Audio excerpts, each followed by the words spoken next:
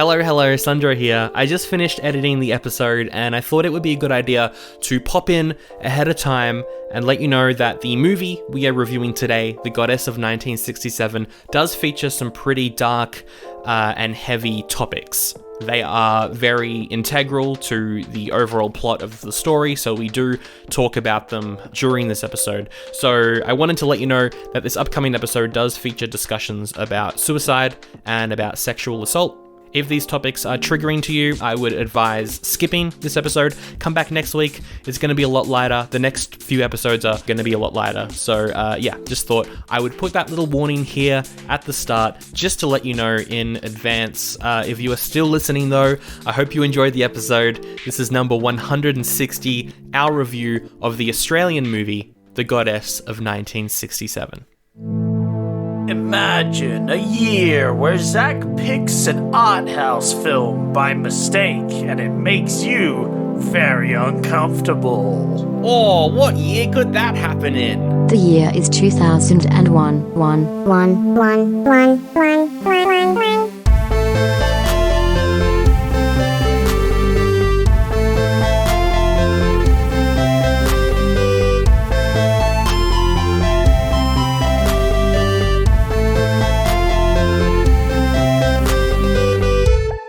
Hello and welcome to Oldie But A Goodie, or should I say, good day and welcome. Oh, good day, mate. It's an Australian film we're putting on our Australian accents. We talk about movies from 2001 in the order they came out in. It's January, so you picked like not art house, I would say an artistic drama set in Australia, and therefore, because it is set in Australia, we are going to be doing nothing but Australian accents for the entire episode. My name is Sandro, and your name is... Zakataka, right here at ya.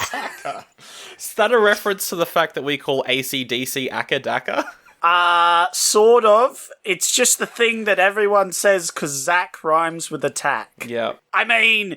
yeah, absolutely, Akadaka, Zakataka. That's it, mate. And we're chatting about The Goddess of 1967. And you put ice in your beer, and I can tell from your face that you're regretting diluting that lovely pale ale. I was regretting saying Zakataka, actually. The beer's great. The beer is helping me deal with your bullshit and my bullshit. I don't have a drink today. I'm going with just water because this movie is quite a sober look at Australia, I feel. Sandro, you said you didn't have a drink, but water is a drink. Oh no, you've got me there. You fucking liar, mate. You caught me lying on the podcast. What's going to happen now? We should probably explain what we're doing, how we do the show, what it's all about. Well, yeah, it's 2001. Order of movies were released. This came out this week back in 2001. Kinda. It's a festival movie, so it's complicated. We pick and choose our own release dates when we do festival movies. It's definitely it feels like a festival film. It feels like the only people who would really watch this are festival goers. Wow. That sounds like you didn't enjoy this movie. No. I'm just saying it's that sort of film. Yeah. It has that vibe. I actually quite enjoyed this movie. It made me feel things, which is not always a good thing, but it wasn't necessarily a bad thing. It made me very uncomfortable at times, which is what it was trying to do, you know? Yeah. And sometimes when we watch films, that's what we need them to do. Make us feel things. And that's why we watch films. This time, though, really wish she had just shot him, to be honest. Spoilers ahoy. All the spoilers. Spoilers ahoy. For the movie Goddess of 1967. If you like art house films and festival films and stuff. This isn't art. We watched Wings of Desire and Yeelan last year. This is not art house. And I feel like it's on par, to be honest. Really?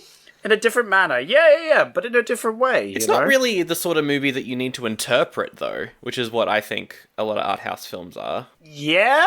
But it's also, I don't know. I guess its message is kind of clear, but it's also it's not something you need to interpret. The idea is that it's showing you a message and displaying what people are like in a more visceral manner than a regular film would have it. There's nothing here portrayed that isn't real. This is true. That's the thing. This is true. But yet also, the movie had a very dreamlike look to it. Everything was very washed out. It took me a while to get used to it, actually. Because at first I was like, whoa, this is an interesting style.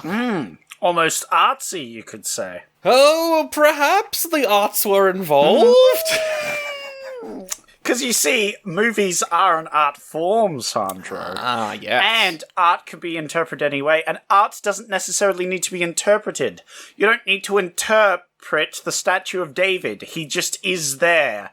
Yeah, I thought this was really good, really cool. Never heard of it before. Kind of wish I had, because this was a really solid Australiana movie. It did. The thing is, every kind of like summary of this movie online that just kind of like lets you know what it's about, they all say that the main character is a young girl, whereas in the context of the movie, she's definitely older than what those things were saying. How young did it say? Well, when it said young girl, I was thinking, oh, right, so she's like 14 or 15, it's like coming of age. Yes. No, she's in her early 20s in the movie. Right, yeah. So young woman would be more accurate. Yeah, exactly. So that's just a little fault. Yes, definitely gave me preconceptions that made me very uncomfortable at points. Yes. But yeah, I think she's meant to be like 20 or something, so. Anyway, before we jump right into the movie though, quick thing to plug, over on our Patreon this week, for upwards of $5 a month, you can get 2 bonus episodes a month. The first one of this month is already out, Chud 2, Bud the Chud, really fun, horror comedy. He's our Bud, the Chud. He is our Bud. Bud the Chud. A great song. Bud the Chud. Hey, you know what? And I feel like that's the important thing we can take away from that, and we don't need to talk about the rest of the movie itself. Just that soundtrack was great. We've already talked about it at length, and you can hear that if you want, and we'll never talk about that movie ever again.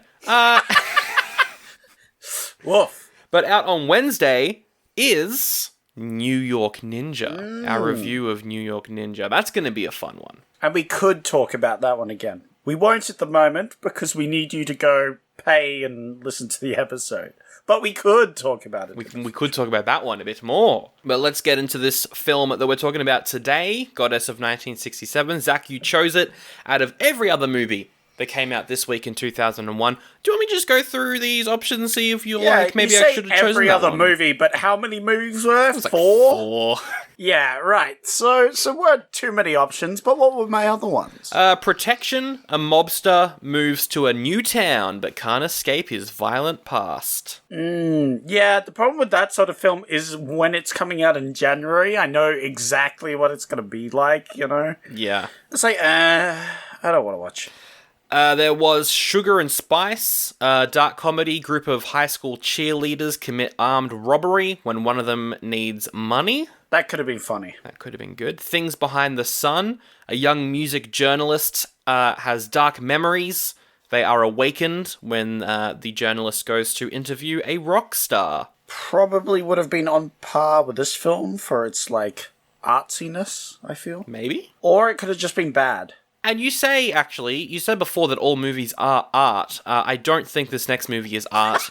The Wedding Planner, a film about a wedding planner who falls in love with the groom. Look, popular movie, very popular rom-com, but I'm going to go out on a limb and say it's not art. Woof. Shots fired, but also touché, good sir. It is one of those popular 2001 movies, though. I think everyone knows about The Wedding Planner.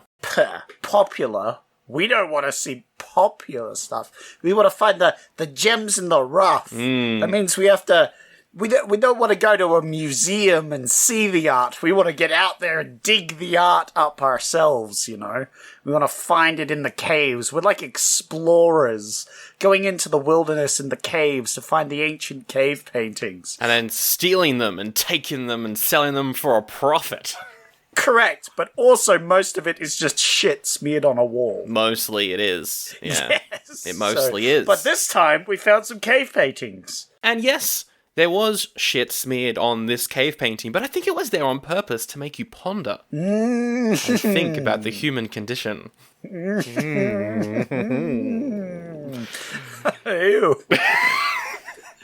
I feel like the eel was definitely needed. So this premiered at the Venice Film Festival in September of 2000.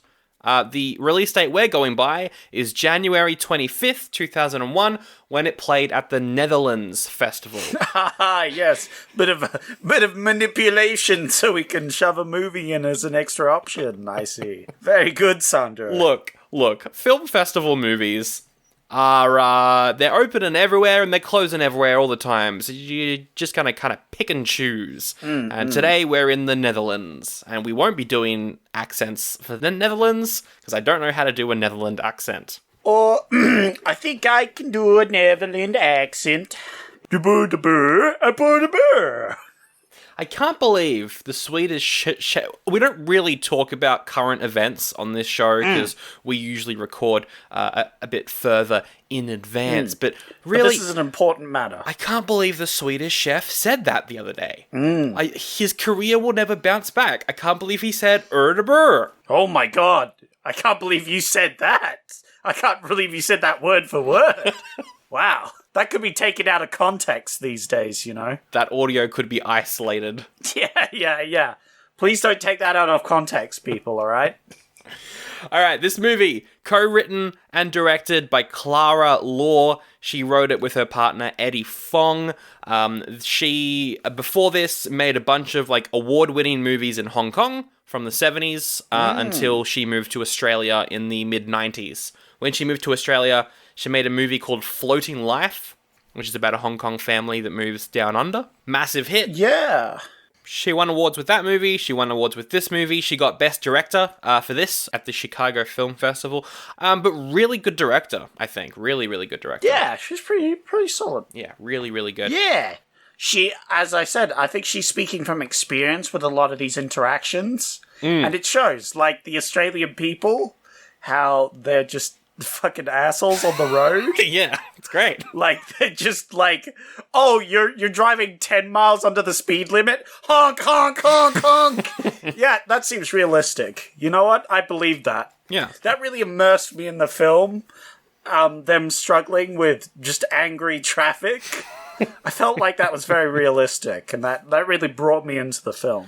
For the cast, Rose Byrne is BG. That's the character's name. Stands for Blind Girl. In the movie, they call her Deirdre, so I don't know why she's credited as Blind Girl, but she is. I mean, that's what her character is, so I guess that makes sense as what the credit is, but yeah, Deirdre. This was her first ever film role. She won Best Actress at the Venice Film Festival based off this film, so immediately at the gate winning awards. Yeah. Is she blind? No, she's not. No, I didn't think so. But good on her. I think she sells it pretty well. Yeah, you probably recognize her. She's from a bunch of stuff. She's Padme's handmaid in Star Wars Episode 2. Whoa! Whoa, no way! Yeah. I was thinking that at some point, but then I thought I was just fucking crazy. No way. No, it's her. But she's also in Insidious. She's in X-Men First Class, Bridesmaids. X-Men First Class? Yeah, she's the CIA agent? Oh, okay. The other lead in this movie is called JM. JM stands for Japanese Man. Wow, these are really creative names they've come up for these characters. He's played by Rikiya Kurakawa. It looks like this was his first big role. I saw a bunch of TV shows that he's done after this. None of it really looked familiar. I don't think it's really broken out into the Western audience, for want of a better term. But he's great. He's also quite good in this movie as well. Yeah. He's good. And finally, Nicholas Hope plays Grandpa. He is a very controversial but award-winning dark comedic Australian actor. He's in a movie called Bad Boy Buddy, which I think is getting its 30th, maybe 40th anniversary this year. That is a wild movie. If if you have studied Australian film, you've probably seen it, and oh my. He's also in the live-action Scooby-Doo, and he's in the Evil Dead TV show as well, so he has broken out in Australia. 'Cause he plays a real asshole in this movie. So Oh, you hate him from the get-go. I'm not a fan of the character, but as an actor, I felt like he played it well, but also... not a fan. No. There was a moment when you're like, maybe he's okay, but then you remember the rest of the movie and you're like, oh no, this flashback is lying to me. That's the thing. It plays light-hearted scenes. So, spoiler alert, it plays light-hearted scenes as flashbacks. But they're flashbacks after you've learned horrible things about the characters. That was quite clever. I liked that decision. Yeah. It really plays with your feelings as a human being. Because as human beings, we're built to like one another. Yeah, We sure. don't want to hate one another. Sure. We want to be buddies. And then this happens. And I'm like, come on, man. I just wanted to drink a beer and enjoy a good movie. Why you gotta make me feel things? So, despite this being a big film festival hit, it does not have a critic score on Rotten Tomatoes. It's got 4 reviews. I think they're all positive, though. So 100% on Rotten Tomatoes? Yep. It's the same as New York Ninja out on Patreon. Yes. That's what I like to hear. Out on Patreon on Wednesday. Yeah, the audience score is 79%, which feels more accurate. People do like the movie. Yeah, very positive. Very positive. 6.9 out of 10 on IMDb. 6.9, really a bit lower than I thought. IMDb reviewers are usually a bit more... they're regular people. Rotten Tomatoes audience scores are people who think that their opinion matters more than the regular Joe. IMDb reviewers are just people. Yeah, because they click on the first link. Yeah, exactly. Whereas Rotten Tomato people are they're very spectrum orientated. They either give it like up the top high praise, lowest praise possible, or right in the middle. And there's very little in between. Yeah, whereas, like IMDb is a lot of in the middle. And don't even get me started on Google movie reviews. They're all positive. Every single one I've ever seen has been positive because only people who like the film Google it and give it a thumbs up on it. Exactly.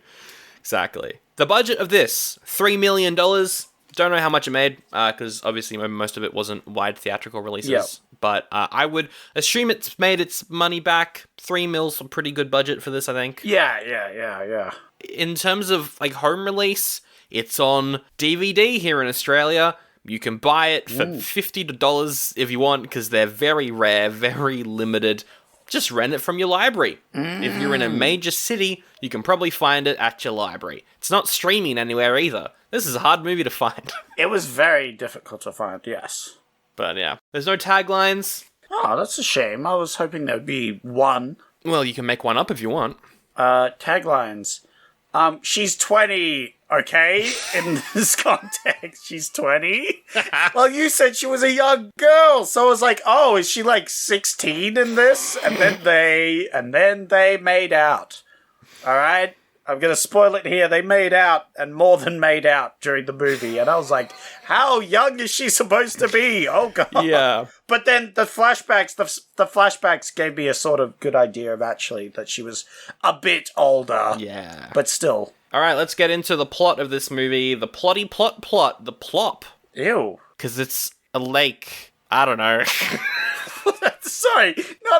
I would like to know where this is going. It's plop because it's a lake. Follow that up, please. Well, because a lake, elaborate. right? A lake. Yep. Is very artistic. Yes. You look at a lake and you go, I could picture some art right now. Yeah, it's very picturesque. Picturesque. And what makes a lake better? Throwing a stone in it. Making a little plop. Yeah. And you know what that is? The plop makes the lake better. The stone makes the lake better. What is the plop? The plop is this movie being thrown into the lake of life. What? Making your life better. I'm so glad you explained it, though. That's very good. Thank you very much. I appreciate that. Welcome. Definitely welcome. Certainly, this is a Thinkers podcast, I think, I think this is a parody of Thinkers podcasts. But you saying it's a parody of Thinkers Podcast, is that not a thinking point? Oh, you are correct. Now we must ponder. I shall stroke my beard while I explain that we are in a dystopian train cart, going through a dystopian city. Oh, wait, it's just Tokyo. Never mind. Oh, yeah. The start of the movie was really weird. Then we see a picture of Jeff Bezos' computer. What? As he types, "I want to buy God." That's a pretty good joke. Good work on that See? joke. I wrote that down immediately because I was like, that's a good joke. Oh, but then Jeff Bezos is like, much like how I pay my workers, I will press the backspace button a lot. Oh, yikes. And I will get rid of "I want to buy God," and I will simply write "I want to buy a goddess." A goddess. This, of course, refers to a 1970s goddess, a vehicle that we learn about later on. I love how after every hard-to-watch sequence in this movie, there is an ad for a car. It's a pretty good car. Not gonna lie. It looks like a pretty nice car. It looks like a good car, yeah. Gotta look this up. The Citroën DS, also known as the Goddess. Yes. And apparently the best ones were made in 1967, I guess? I don't know. Yes, but that air suspension. Ooh. Yeah. Did you know that while the human race were exploring space and landing on the moon, the Citroën DS won every major rally event in the world? I didn't know that. You didn't know? You weren't watching the movie! For that was one of the sequences in the movie. Yeah, I didn't watch the movie, and I didn't just say I didn't know that because I was leading into you explaining it so that the audience could hear the fact properly. Oh. But now that you've called me out, you have caught me. I didn't watch any of the movie. Oh, no! You really had me going for the start of the episode because you were naming plot points and you were naming the emotions and how it made you feel. I just clicked in the movie at random points. To pick up things.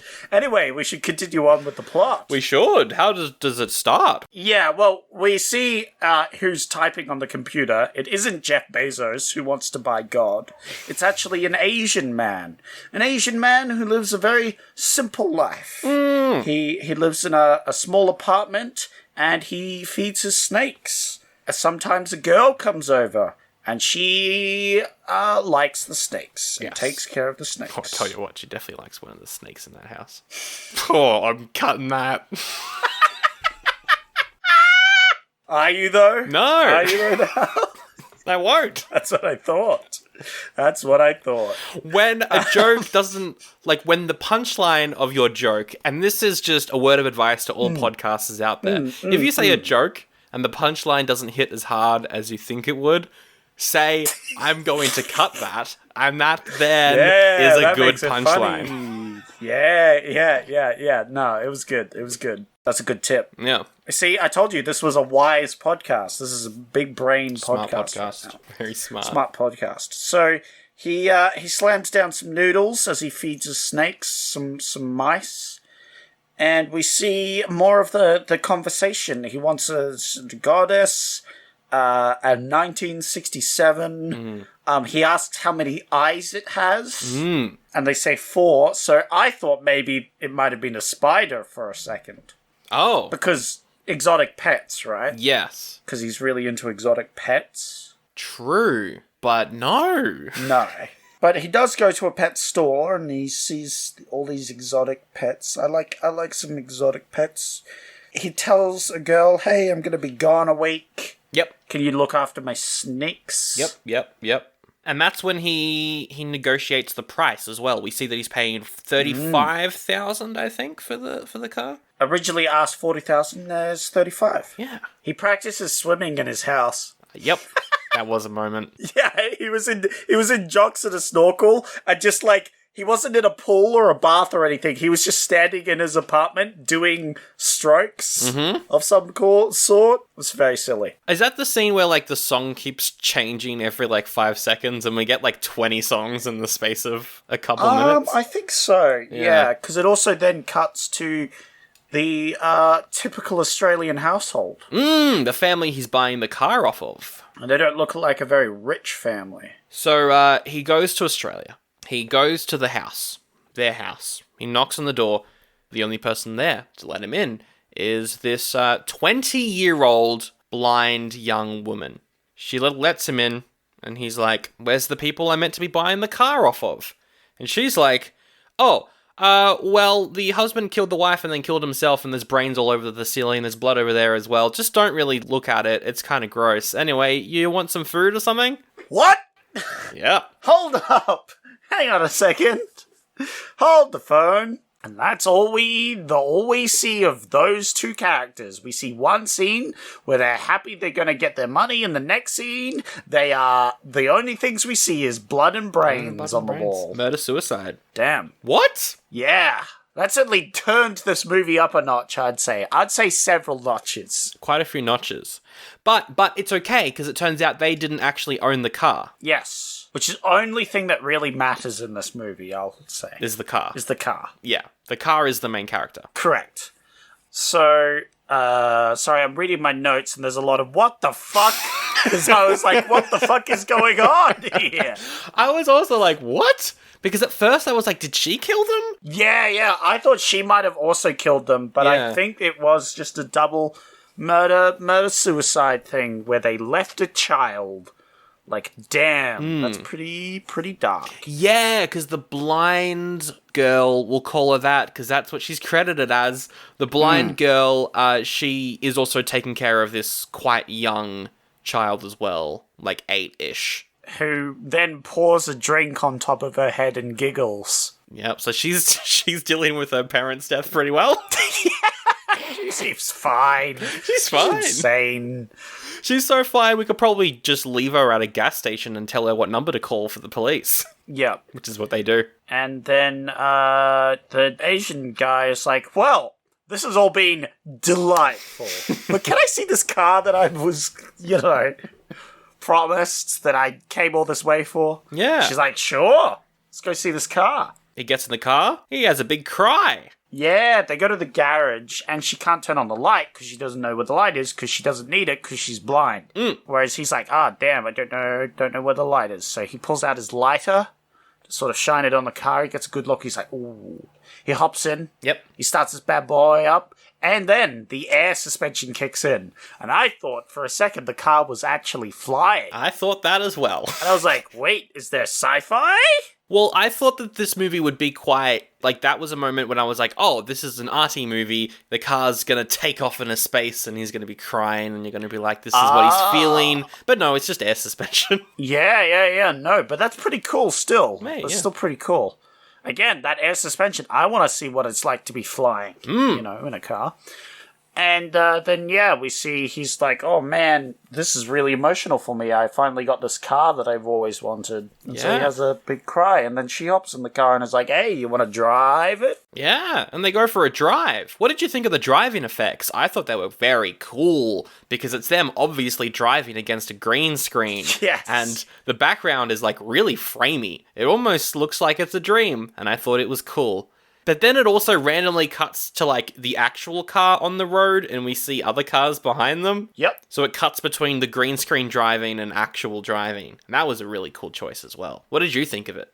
I think possibly they should have stuck to just green screen. To keep that consistency so that you weren't brought to the real world with real world car interactions that made you realize just how bad the green screening was.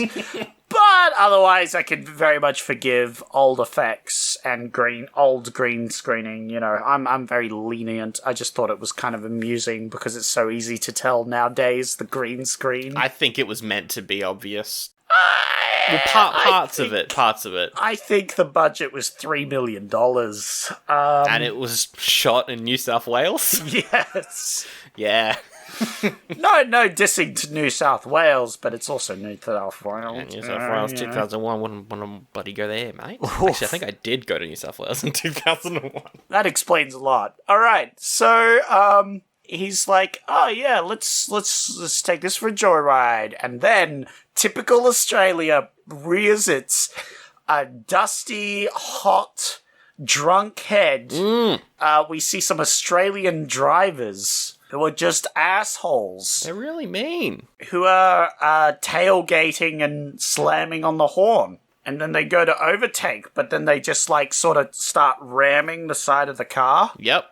And not even saying anything, just, like, sitting there staring, which was very, It's really odd. Yes. I thought they would want to race, but they also seemed like they wanted to ram the car off the road. I wasn't sure what they wanted. See, this was at the point where I was like, oh, is it because she's killed the family and taken the car or something? I thought it was like a mafia sort of thing, but no. That's not it at all.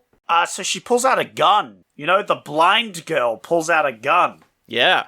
Little concerning. And then she fires at them and they're like, holy shit. And they, they slam on the brakes. Yeah. And then they speed away. She's a good shot. And the next thing she says is, I really hate violence. That was funny.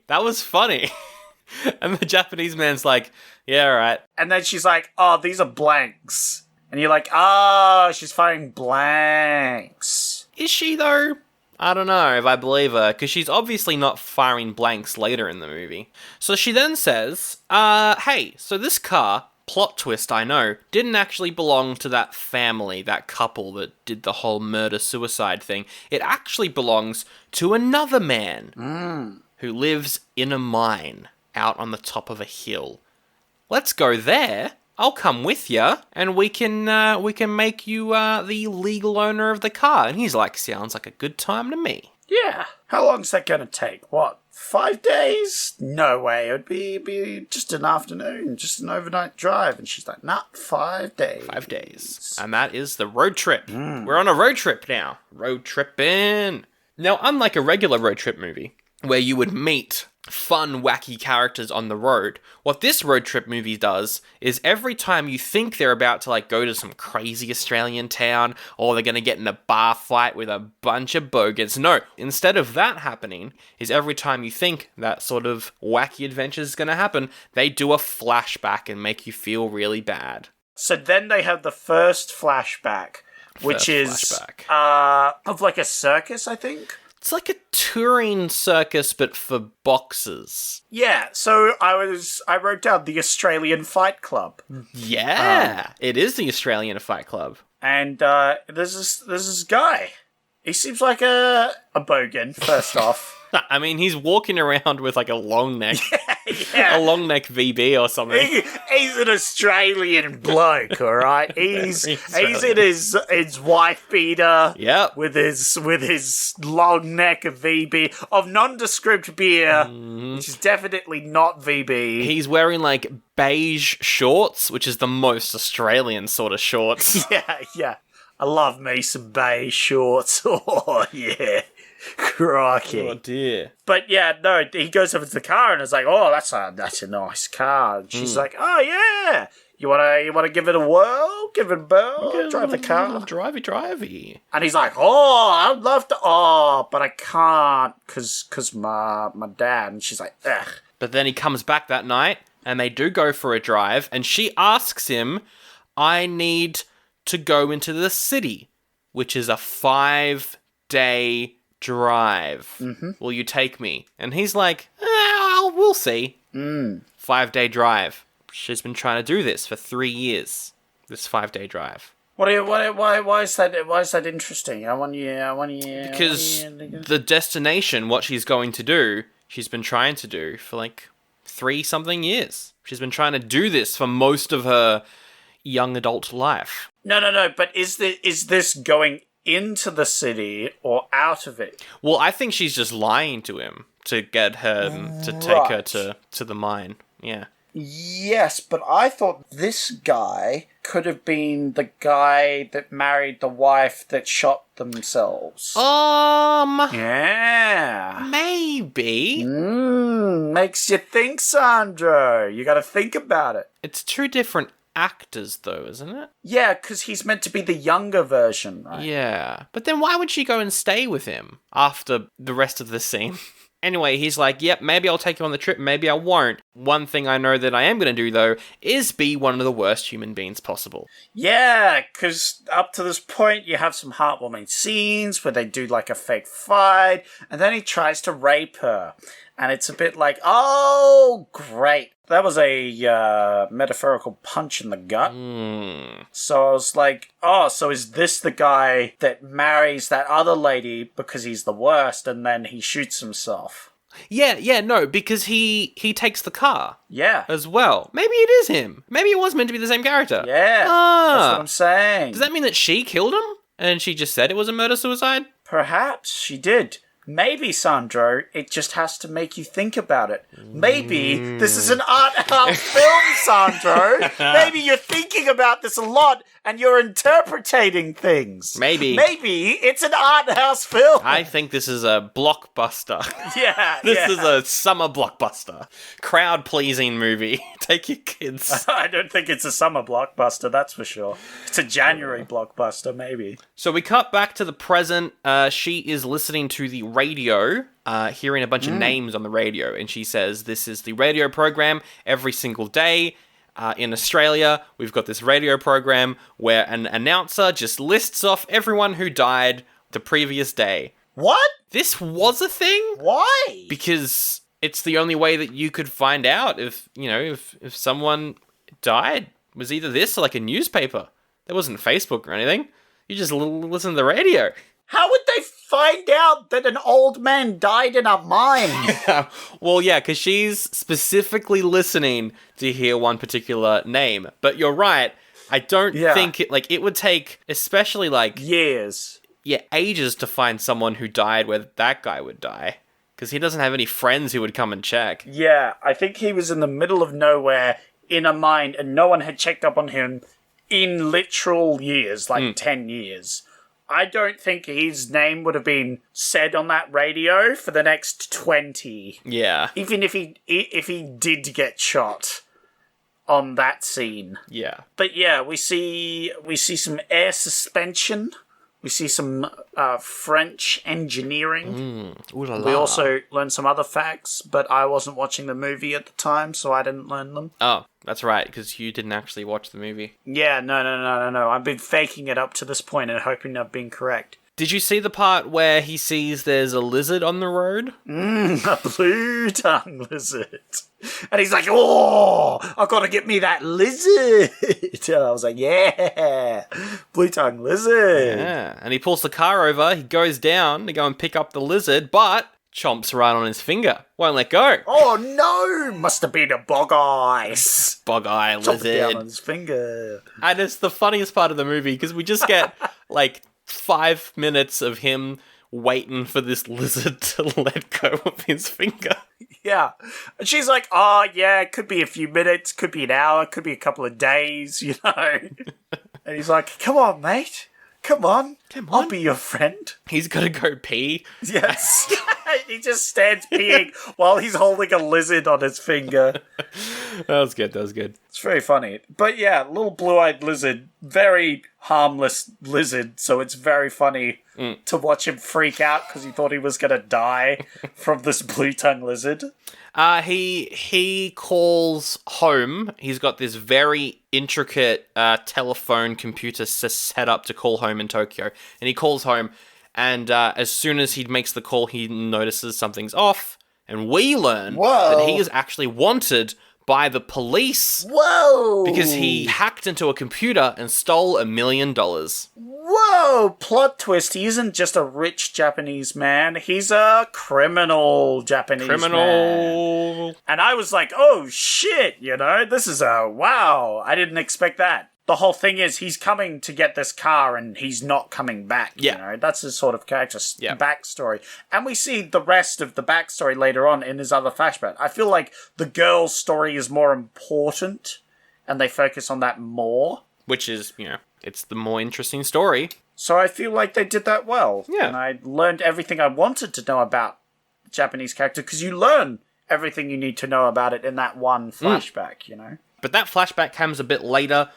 First, they've got to go to a hotel where blind girls grandmother used to dance. That's important for another flashback. A lot of this movie is you learn details about things, and then 20-something minutes later, you see a flashback relating to the information you learned earlier. Hey, Sandro, I got a question for you, though. Can you tell me what a movie's like? Oh, I didn't write the quote down. I can tell you what a movie's like. It's people laughing and kissing and fucking each other in the dark. That is what a movie is like. So, for all of you movie enthusiasts tuning in, that's what a movie is. A movie is just people laughing and kissing and fucking each other in the dark. And I thought that was rather amusing for a movie to say. That was pretty funny. Especially for an art house movie to say. Yeah. People in the audience, stop snogging each other for 2 seconds to laugh at this joke that the movie's made. No. Excuse me. This is a festival movie. Mm-hmm. The audience aren't snogging. They are Frenching. Yes, or doing drugs. Or doing cocaine. Yeah, sorry. The dignified man's drugs, cocaine. Exactly. So they go to this bar where they ask about Esther. The grandmother. And then some asshole named Sam is like, oh yeah, there was like 3 here and I fucked all of them. That's the most Australian. It's just this old guy sitting in the corner with like a jug of beer. And he's like, oh yeah, back in my day, there were a bunch of Esthers and I screwed them all.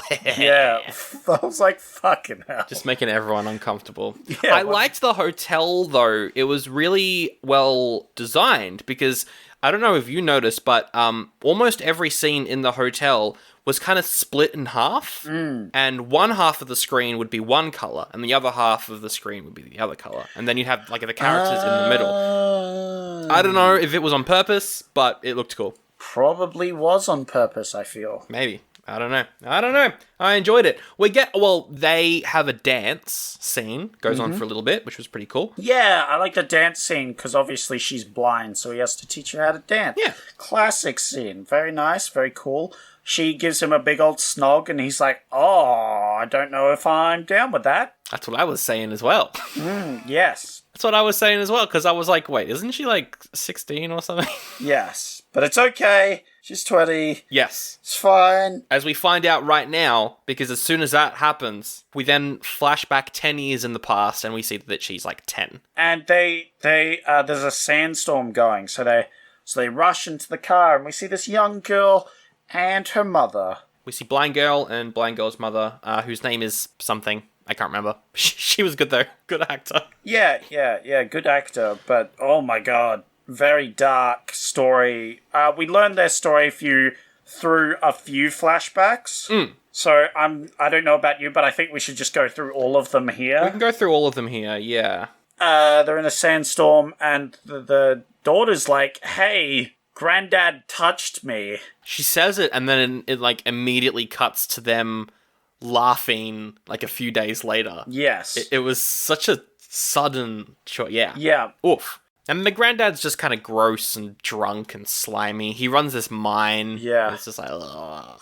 Yeah, real asshole. They go to a chapel, and she starts teaching her to pray to God. This was an interesting aspect of the movie, because the mother tells Blind Girl that it's her fault. Yeah. And she needs to ask forgiveness for what another person is doing to her. That was something that they didn't really go into depth about, but that was a really... Yeah. Yeah, that was really, really messed up sort of situation where, of course, the mum is feeling super guilty. Because it also happened to the mum. Yes, as it turns out, was also abused. And yeah. And it's dark. It's very dark. And it throws it at you. Doesn't pull any punches there. So yeah, the mother then can't handle it and they run away. She's like, oh, thank God they run away.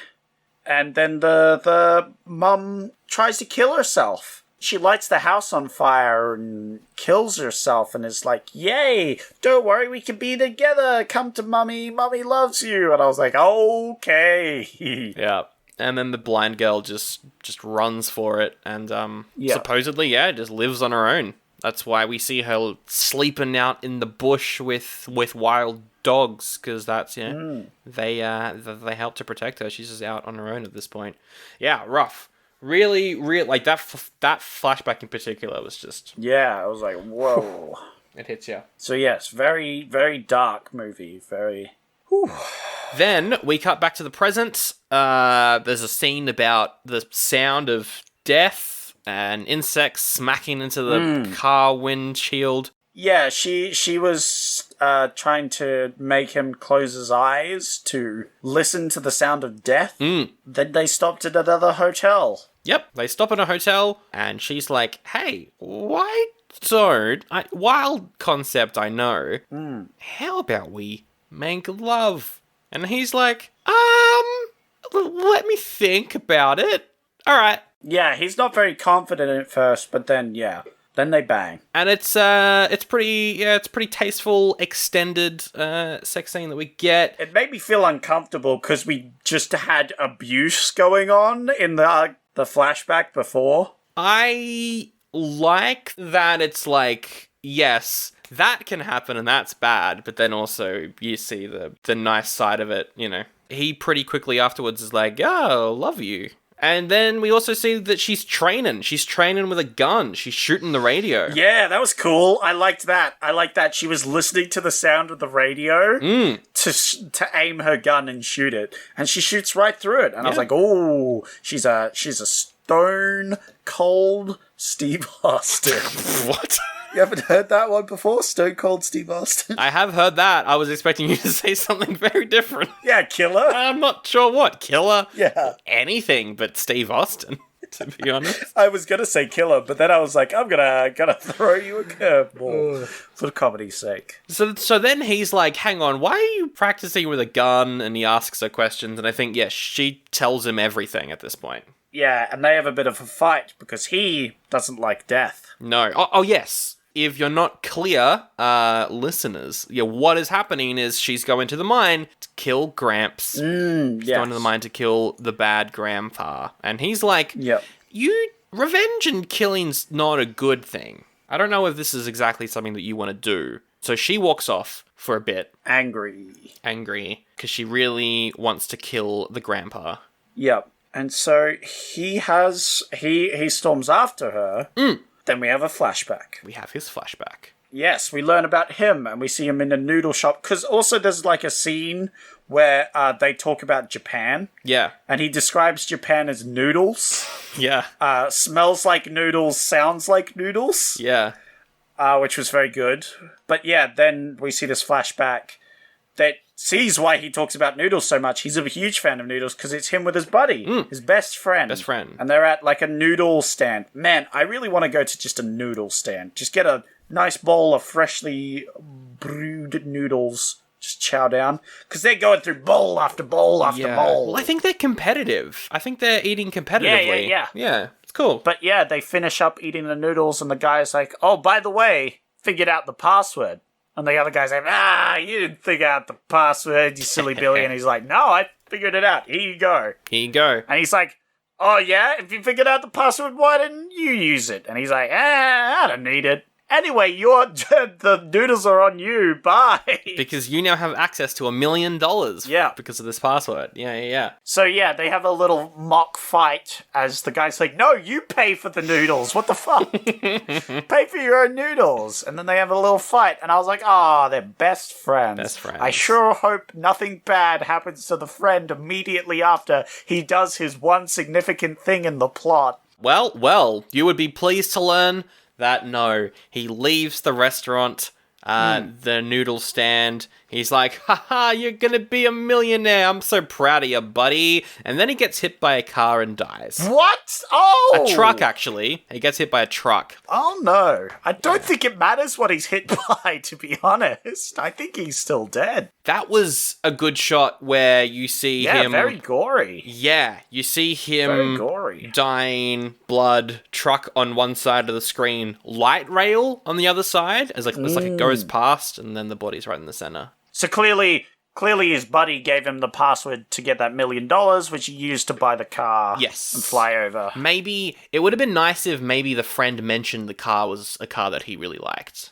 Blind girl's back in the car. They're back on the road. They're driving to the mine. Time for another flashback. This one is 30 years ago. And this one tells the tale of, the mum. We see grandfather with the police investigating the goddess, the car, the goddess. It's been found on the street. It's empty, but there's a little bit of blood in it. And the last person seen driving the car was the grandmother.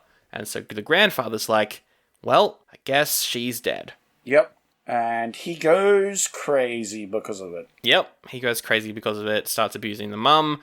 Bad stuff happens. He becomes a drunk man. Yeah, he just gives up on all the things he was doing. He breaks it down. He smashes it and then just becomes a drunk. And then we cut to another ad for the car. That was probably a really good editing choice because every single flashback ends on like a oh boy moment, like a really dark moment. Yeah, no, they're super dark and it's just like suddenly light-hearted ad for a car. Yeah. That was a fun choice. Real swings your mood around a bit. It does. So they have arrived at the grandfather's mine. She's like, I'm going to go do this by myself, but he closely follows after her. They head down into the mine. She's got the gun. He is like, you really shouldn't kill this grandfather. Yes, he was a terrible person, but killing someone is going to change you and is probably going to be bad, and you might end up in jail. And she's like, I don't care. And then he proposes to her, and she's like, I still don't care. And he's like, what the fuck? Like, fuck. People always just fucking kill each other. He goes, fuck. And then he then drops his light, and he goes, fuck. Very funny. That was good. I don't know if that was meant to be funny, but I'm glad that you got humor out of it. Oh, I found that very funny for some reason. I don't know why. And then she goes into the mine. She's like, he's here. I know he's here. Yep. She finds him. Yep. And she asks him why. Why did he do all these things? And he's like, oh, hey, you're here. Hey, Esmer's gonna be here soon. And then your mother's gonna be here. And we're all gonna be here. And we're gonna be one happy family. Let's go get some wine to celebrate. And it's like, oh, he's just fucking crazy now. He's lost it. I mean, he's been down in a mine by himself for 10 years, so... 10 years, yeah. He's completely lost it. Yeah. And she puts the gun to the back of his head, but doesn't pull the trigger. And she goes up to the Japanese guy, and he's like, yeah, that's right. You've learnt your lesson. The cycle of hatred is done. Let's get out of here. And they drive off into the sunset to live happily ever after here in Australia. They move to Melbourne. Yep. And then Border Patrol from Japan comes over and takes him away. Oh no! And then she didn't go to school, so she can't get a job. So she just becomes the first blind police officer, able to use a gun on any ne'er-do-wells that dare to make any sound. Hell yeah. She's the only police officer you can say that isn't racist because she doesn't see colour. Because she doesn't see anything. Hey, whoa! What do you mean the only police officer? The Australian cops actually aren't too... I mean, they're not great, but they're not too bad here. Yeah, at least they're not American cops. Good lord. And that is the end of The Goddess of 1967. It ends with some cool music. The music for the whole film is great, but the credits song in particular was really cool. Yeah. And that is the end of the movie. What are you going to rate it out of our binary rating system of oldie, goodie, or some random award that we make up every now and then? Anything in between. Yeah, well, that's the thing, because we have a binary system. I'd like to put this middle ground, but we have no middle ground. We don't have a middle ground. Because it made me feel things, not necessarily good things, and that's the point of the movie. Yeah. But I don't know if I want that, but also watching the movie was enjoyable, and it was an experience. It was a little long, but I feel like that was the point. But all art house movies are too fucking long. Wow. So that's fair. Oof. So I'm gonna say, after all that little preamble, I'll probably give it a goodie. Yes. Probably give it a goodie, but it's in the context of I would suggest this to a friend only if they were really into art house movies. Oh, neither of us have many friends to recommend this movie to. I'd recommend it to Ben. I would also recommend it to Ben. There we go. Say, Ben, if you're listening, this is a goodie. Everyone else, it's an oldie. This is probably the first movie like this that we've covered that Ben hasn't seen. Hey, Ben's gonna love this film. We should have gotten Ben on to do this episode. Why didn't Ben come? Honestly. Dear me. Yeah, I agree. It's definitely a goodie for me as well. It's probably going to rank quite highly at the end of the year for me as well, because I thought this was very good and weirdly forgotten. More people need to know about this. Yeah. With our binary ranking system done, it's time now to move on to something that only really works when we cover blockbusters, but we're doing it for this movie anyway. 2001 crossover time. All right. Yeah, boy. Oh, boy. I don't know if I want to cross over this movie with anything. It doesn't work at all if you cross over it. Really doesn't work at all, but it's a part of the format of the show. It will be a sequel, though, so I guess we can ruin this franchise completely with a sequel. Exactly. How this works, because 2001 was only interested in making crossovers as follow-up movies. I've got a random number generator.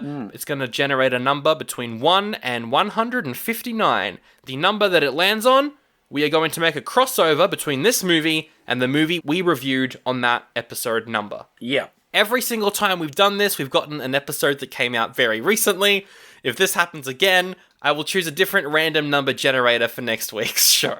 I mean, it's random, so we could just get recent movies. I feel like it's been good so far. Yeah. Especially our first one. Our first one was pretty good. Our second one was alright. Second one was not bad as well, so let's do it. This is going to be terrible either way. I'm pressing the generate button right now. 49. Hey, see, there we go. That's a much older episode. Now we're talking.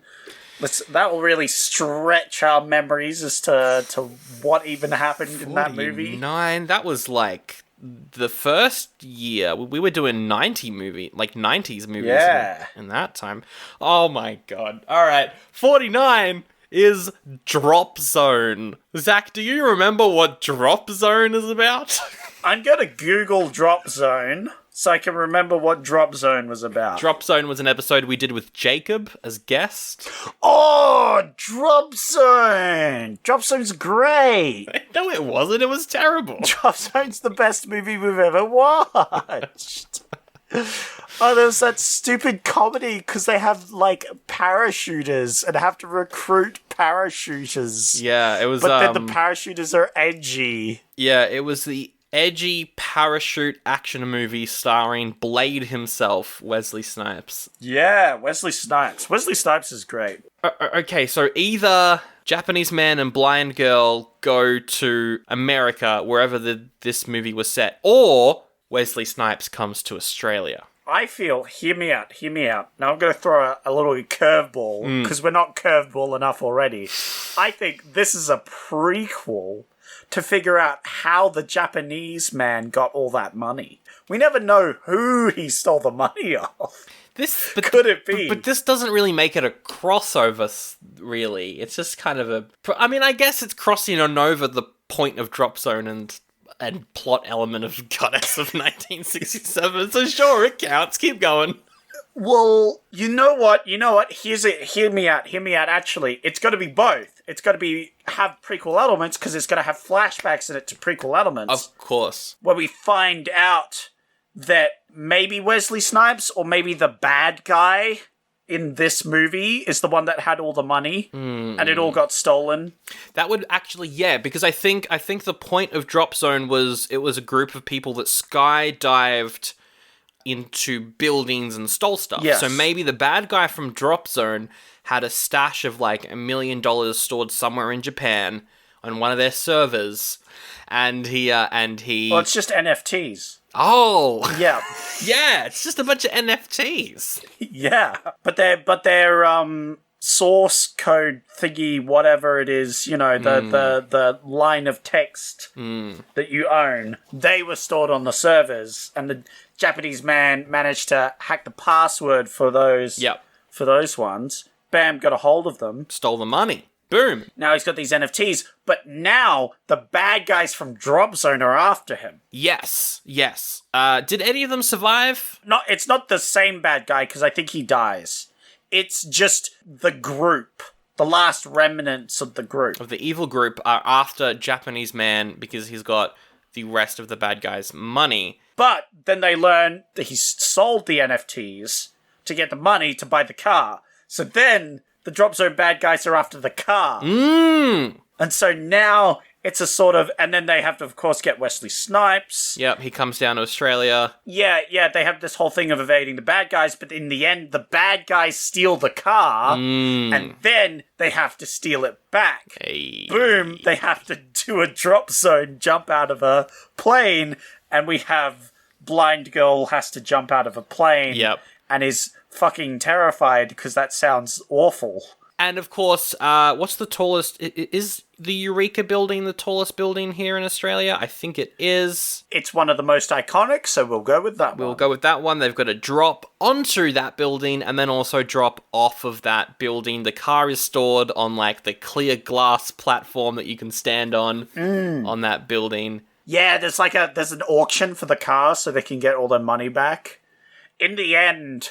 It's all explained to, like, the cops or whatever. The people, and they're like, oh, I see what happened. These bad guys stole it. Well, it's still auctioned off for this much money. Do you want to still sell the car for all this money? And he's like, no, it's not about the money. It's about the air suspension. Air suspension. And Wesley Snipes obviously works for the police, and they've got access to special equipment. They kit out the car, and now the car not only has air suspension, the car can air suspend. It can fly. It can fly now. Oh, okay. Wow. Flying car. Incredible. That is the Drop Zone of 1967. And that is a terrible movie and a terrible pitch, and I hate everything. Next segment. It's time for everyone's favorite reviews. It's Rotten Reviews. Ooh. Part of the show where I go to the one place where reviewers go, Rotten Tomatoes. This was an art house movie, so most people that saw it because it was an art house movie, and they were like, hey, I like these sort of movies. Wow, I liked this movie. Whoa, plot twist. So it was rather positive, but you got a couple good ones. I got a couple of the best ones. Oh, no. I would never say that any reviews that I get are good, Sandro. You should know that by now. That is a good point. All right, so how this works. You've got to guess the score that the reviewers gave it between 0.5 and 5, and I will tell you their review. Are you ready? I am indeed ready. Sergo says, artsy or pretentious? You decide. It's not arty enough to be pretentious, though, I don't think. What a great review. He's saying you decide your review. That is a good point. It's got to be right down the middle, 2.5. Oh, you were right. It was right down the middle, but it was a 3. It was more of a positive down the middle. You were on the right track, though. Fatima says, I cried, ... And that's all I have to say, ... I wonder where Fatima cried. Would it be the ending when she's deciding that she doesn't want to go down this route? Yeah, I think the ending where she doesn't shoot him and in the end decides is pretty emotional. Yeah.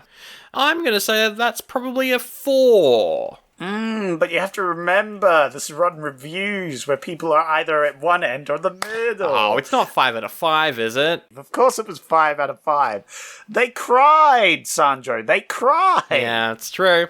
Crying is the greatest form of flattery, so no one says that. You are the first person to have said that, yeah. I think I am the first person to have said that. I'm going to trademark it right now. And finally, we have the last one of these lovely reviews, which is Hugh. Hugh says, sometimes disjointed, and not everything works, but this mildly quirky film does manage to keep you watching. Quirky? Yeah. That's quirky. That's a way too light-hearted word to be associated with this movie. Yeah, no, this review questionable. Yeah, it's an interesting one. 3.5. Ooh, close again, but you added an extra 0.5. It's 3 out of 5. It's 3 out of 5. Damn it. I got none of they those. were the only reviews that mattered. And I got none of those correct. You know what I just realized? What did you realize? I didn't write any quotes down from this movie to bring back. Oh, yeah, there was one thing I was going to suggest you bring it back, but I've forgotten it. Yeah, I didn't really write down any quotes. Aside from one, which is my favorite quote of the year, but I don't really want to bring it back. Maybe I'll just bring back the concept of art. Maybe you should bring back a sploosh. What did you call it? Oh, a plop. A plop. Yeah, you should bring back plop. But I created plop, so I'm not really bringing it back, though, am I? You're bringing it back from earlier in this podcast. I'll just write down plop in my bringing it back notes. Plop. I'm bringing it back. Bringing it back. And that is the end of the episode right there. Thank you so much for listening. We apologize for making fun of people that like art movies. I don't. Sandro speaks for himself. But also, I kind of like these artsy movies as well. Yeah. They're pretty good.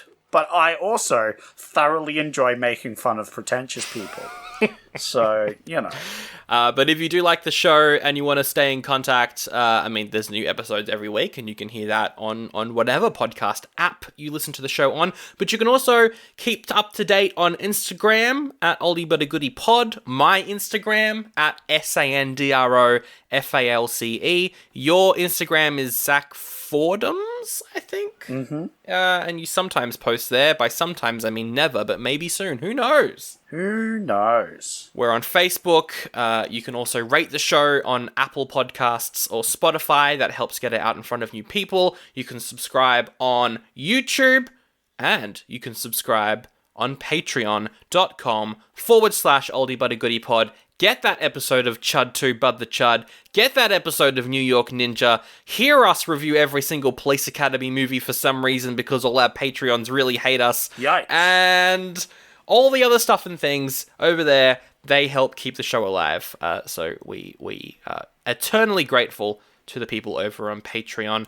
And that is everything I have to plug, I think. All right then, Sandro. You know what that means. No. Well, you should. We've done how many episodes? More than 159, I would say. You should know that at the end of the episode, you have to pick the next movie. Oh, yay! Yeah! So we got a few options for this week. Head Over Heels. A woman and her 4 model friends see a man living across from them kill someone. But it's also a rom-com, so they probably fall in love. That sounds bad. I passed that. I like the name, though. Head Over Heels, because it's just like they cut off his head. Oh, cut off the head. Yeah, that's a good pun. Yeah, head over heel. Ha-ha! That is a good pun. Yikes. The Invisible Circus. Ooh. A teenage girl travels to Paris in the 1970s, trying to find out about her sister's suicide. Ooh. It stars Cameron Diaz. Oh, yeah? And Doctor Who wannabe, Christopher Eccleston. Oh, well, he does. Yeah, he would become the Doctor in a couple years. Sounds sad, though, and we just did something sad. Correct. $1 Million Hotel. Ooh, that doesn't sound sad, because money. Yeah, a whodunit set in a rundown hotel with a bunch of mentally ill people. Oh, no! It's also directed by the guy who did Wings of Desire. That was an arty film. Yes, so this is probably very arty and sad. Valentine! Ooh. A slasher movie about a group of women who are stalked by a killer wearing a Cupid mask. That movie has the least amount of identity out of all the other options, and purely based off that, it doesn't sound sad, and therefore, oh, no. Do I pick a Valentine-themed slasher? It's 2001. Slasher movies were bad in 2001. Yeah, it's gonna be real bad. All the good ones were long gone. I'll pick Valentine, I guess. Killer wearing a Cupid mask? Sure. Or a 2001 slasher. This is gonna be rough. This is gonna be bad. So next week, is this the last movie of January, or have we got one more? I think we're in February at this point. All right. Wait, when did Valentine come out? Let me just double check. Came out February 2nd? It depends how bad this movie is. We'll decide. I feel like we can decide on the day whether it was a true January movie. We'll see next week for Valentine. We'll wrap it up right now with the best quote from Goddess of 1967. Mine is a quote I forgot to mention, where Blind Girl asks Japanese man, both their legal names, what is it like living in Tokyo? And he says, living in Tokyo is like living in Mars. Not the planet, the chocolate bar. I don't know what that means. Mine is, of course, the one I mentioned earlier, which is describing what a movie is like. Oh, yes. Which, of course, it's people laughing, kissing, and fucking each other in the dark. Now that sounds like a real plop. Oh.